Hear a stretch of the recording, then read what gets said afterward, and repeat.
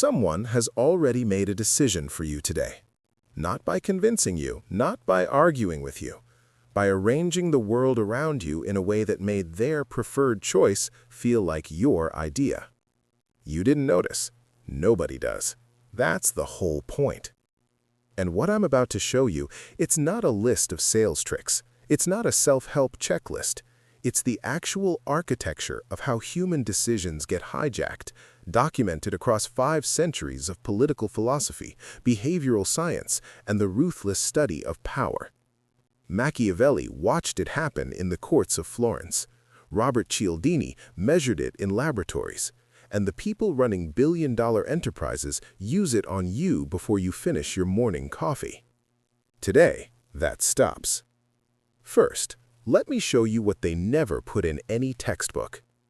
Trick number 1, priming. And it's already worked on you. Here's what the research actually shows. In a now famous study by psychologist John Bargh at Yale, participants were given a simple word task. Some words were related to aging: Florida, bingo, wrinkle. Just words in a puzzle, completely unrelated to what came next. Then, they walked down a hallway. The participants exposed to aging-related words walked measurably slower down that hallway than the control group. Nobody told them to. Nobody suggested it. Their subconscious minds had been primed, and their bodies followed without a single conscious thought. Now, think about what's on the walls of every luxury car dealership, every high-end watch boutique, every premium hotel lobby. Images of success, words like craftsmanship, legacy, elite. Before you sit down across from a salesperson, before a single number is mentioned, your brain has already been pointed in a direction. Machiavelli understood this instinctively.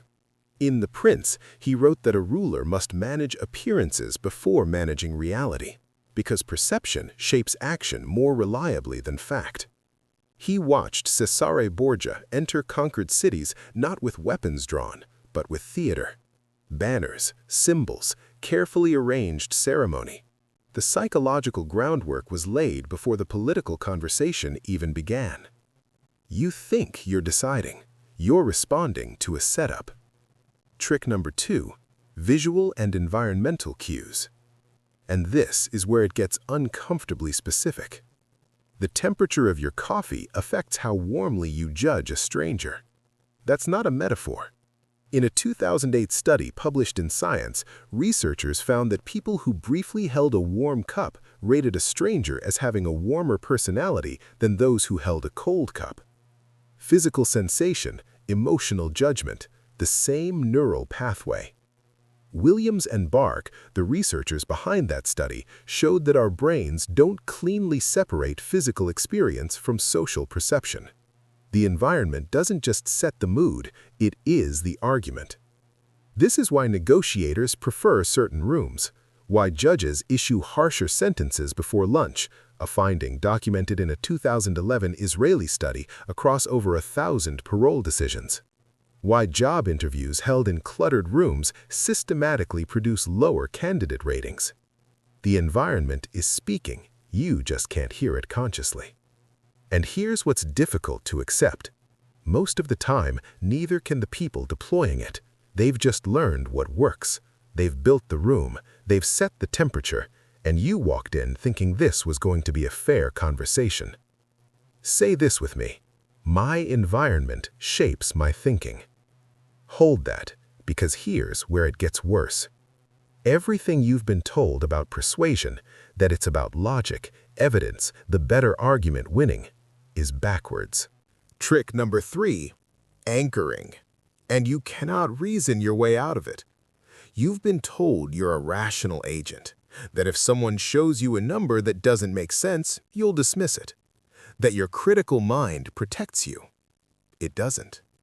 Amos Tversky and Daniel Kahneman, who would go on to win the Nobel Prize for this work, demonstrated that when people were asked to spin a wheel before estimating an unknown quantity, the random number on the wheel directly influenced their estimates, even when they knew the number was random, even when they were explicitly told to ignore it. The anchor contaminated the judgment. Full stop. Here's what this means in practice. A product listed at $999, marked down to $699, feels like a deal, even if $699 is exactly what it was always worth. The $999 never existed as a real price. It existed as a reference point, an anchor, designed to distort your perception of value. The philosopher Thomas Hobbes in Leviathan argued that human beings are not driven primarily by reason, but by appetite and aversion, and that our perception of what's desirable is always relative, never absolute. We don't evaluate things in isolation. We evaluate them against whatever comparison we've been given. Whoever controls the anchor controls the decision. Not through argument, through framing, through the number they mention first. Trick number 4, identity shaping. Stop. Everything I just said about anchoring and environment, that's only half true, because those tricks work on your perception. But the deepest trick works on something more fundamental.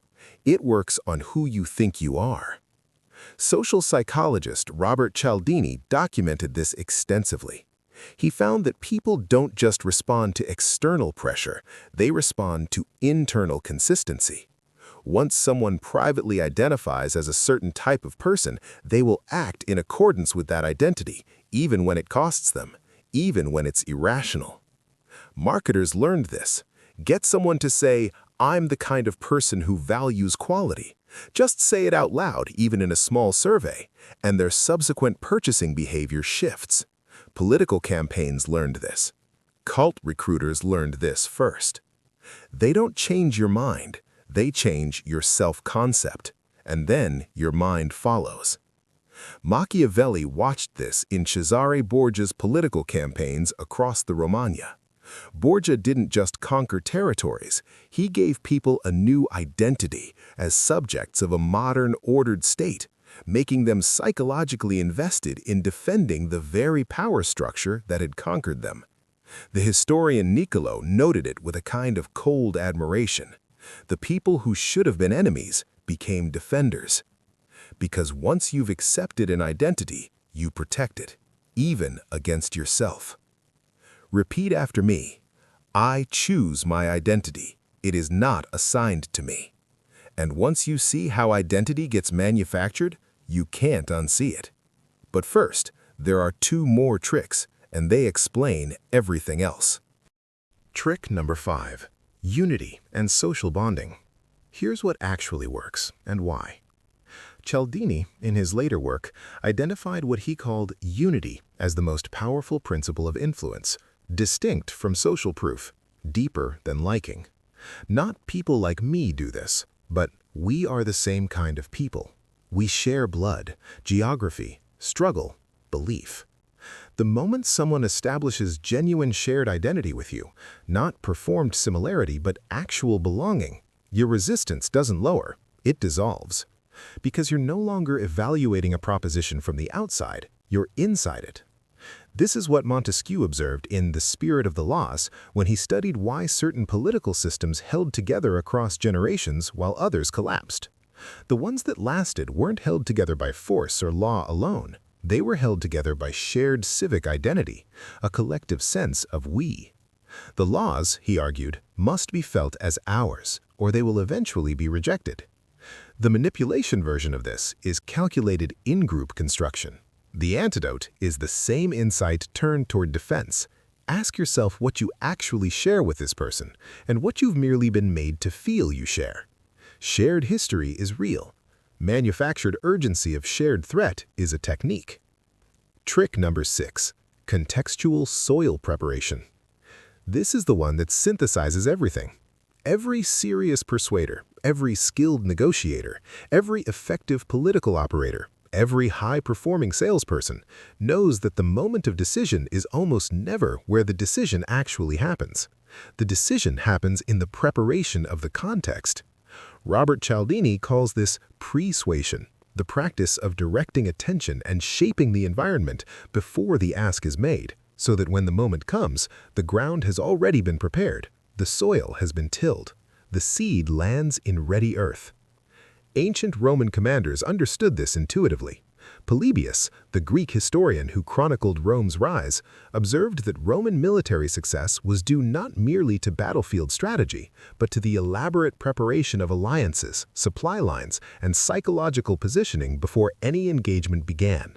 By the time the legions marched, the war was frequently half won in the minds of those facing them. Machiavelli saw the game. Hobbes explained the underlying psychology of appetite and comparison. Montesquieu identified why shared identity outlasts coercion, and Cialdini mapped it all into the modern architecture of influence. Now you hold the map. You came here feeling like decisions just happened to you, like you were responding to a world that presented itself neutrally. Now you see that every significant environment you walk into has been designed. Every anchor has been placed. Every identity cue has been seeded. And knowing that doesn't make you paranoid. It makes you awake. Say this one last time and mean it. I see the architecture. I move deliberately. If this shifted something in you, if you felt that click of recognition somewhere in the last 8 minutes, this isn't meant to stay with just you. Share it with someone who's been wondering why they keep making the same decisions. Like it if it landed. Subscribe because what comes next goes deeper. Machiavelli wrote that the wise person observes more than they display and understands more than they reveal. You just became a little harder to manipulate. That's not a small thing.